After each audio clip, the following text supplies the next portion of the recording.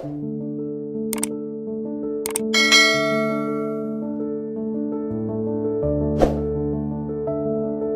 সবাইকে, welcome to our daily blog.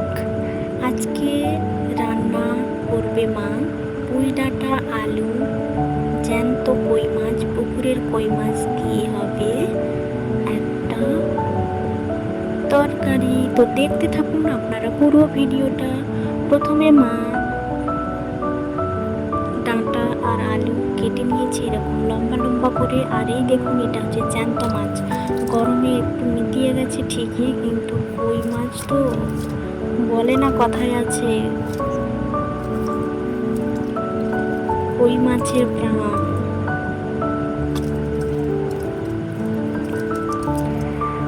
আর রান্নাটা করার জন্য মা আজকে পুরোটাই মশলা বাটনাটা বেটে রান্না করবে, পুরোটাই শিলনোড়াতে বেটে আজকে রান্না করবে। তো শিলনোড়ায় বাটনা বেটে রান্না করা তার আলাদাই টেস্ট হয় রান্নার। তো মা আজকে বললো যে আজকে সেই আগেকার দিনের মতো শিলনোড়াতে বেটেই বাটনাটা করব। আমাদের শিলনোড়াতে খুব বাটনা বেটে মানে খুব কমই রান্না হয়,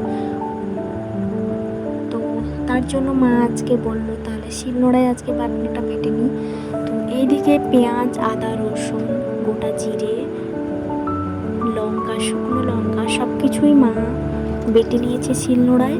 তারপরে কড়াইতে করে একটু তেল দিয়ে প্রথমে এই ডাঁটা, পুঁই ডাঁটা আর আলুগুলো একটু কষিয়ে নেবে প্রথমে হালকা।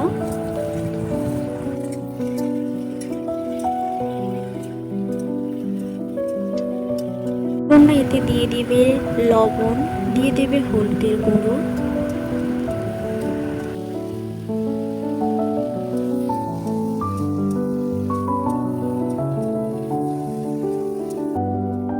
একটু কষিয়ে নেওয়ার পর দিয়ে দেবে এতে জল সেদ্ধ হওয়ার জন্য, কারণ হালকা এটাকে সেদ্ধ করে নিতে হবে, যেহেতু আলু পুঁই ডাঁটা দুটোই আছে।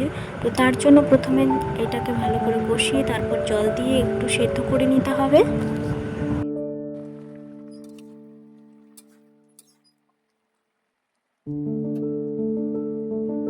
আর কই মাছগুলো কেটে নিয়ে এখানে হলুদ আর নুন মাখিয়ে রাখছে।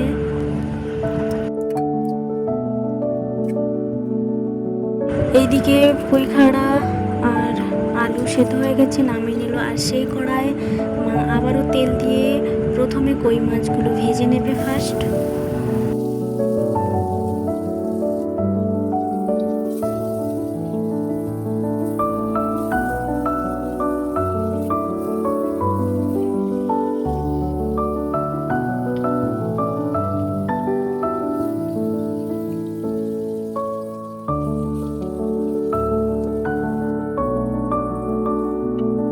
দিকে মাছ ভাজা কমপ্লিট, তারপর ওই কড়াইতে মা দিয়ে দেবে সর্ষের তেল, তারপর একে একে দিয়ে দেবে 5 ফোড়ন, গোটা তেজপাতা, বেটে রাখা পেঁয়াজ, লঙ্কা,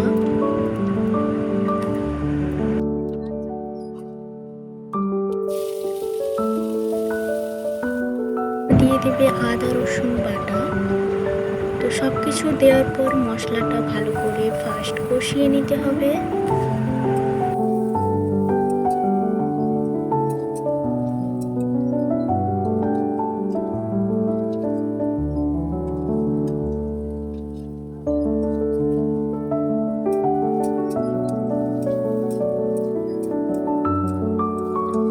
দেবে কেটে রাখা টমেটো, এতে দিয়ে দেবে লঙ্কার গুঁড়ি, যে যেমন ঝাল খেতে ভালোবাসেন তেমন দেবেন। তারপর দিয়ে দিয়েছি হলুদের গুঁড়ো। দেওয়ার পর মশলাটাকে আরও একটু ভালো করে কষিয়ে নিয়ে যখন মশলা থেকে তেল ছেড়ে দিবে তারপর দিয়ে দেবে একটু জল। জলটা দেওয়ার পর আবারও একটু ভালো করে কষিয়ে নিতে হবে।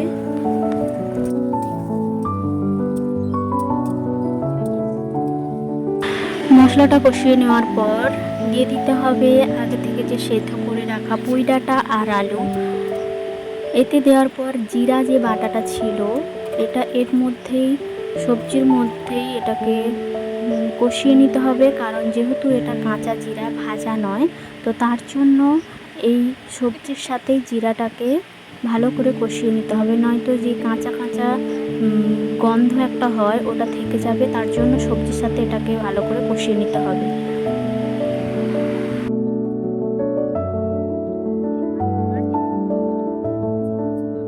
এরপর মা একটু জল দিয়ে দিল, সেই জিরে জলটা, আর ভেজে রাখা যে কই মাছগুলো ছিল ওইগুলো সব কিছু দিয়ে এটা একটু ফুট উঠলেই মাখা মাখা একটু হয়ে আসলেই নামিয়ে নিলেই হয়ে যাবে পুঁই ডাঁটা কই মাছ দিয়ে জিরে ঝোল। তো আজ এই রান্নাটাই হয়েছিল, আর দারুণ টেস্ট হয়েছিল, অসাধারণ টেস্ট হয়েছিল। সত্যি বলছি, একবার বানিয়ে আপনারা খেতে পারেন এইভাবে। তো আজ এই পর্যন্ত, দেখা হবে পরবর্তী একটি ব্লগে। ভালো থাকবেন সবাই, আর প্লিজ প্লিজ চ্যানেলটিকে লাইক, কমেন্ট, শেয়ার, সাবস্ক্রাইব করবেন, আর অনেক অনেক ভালোবাসা দেবেন যেন আমি আরও এগিয়ে যেতে পারি। তো থ্যাংক ইউ সবাইকে।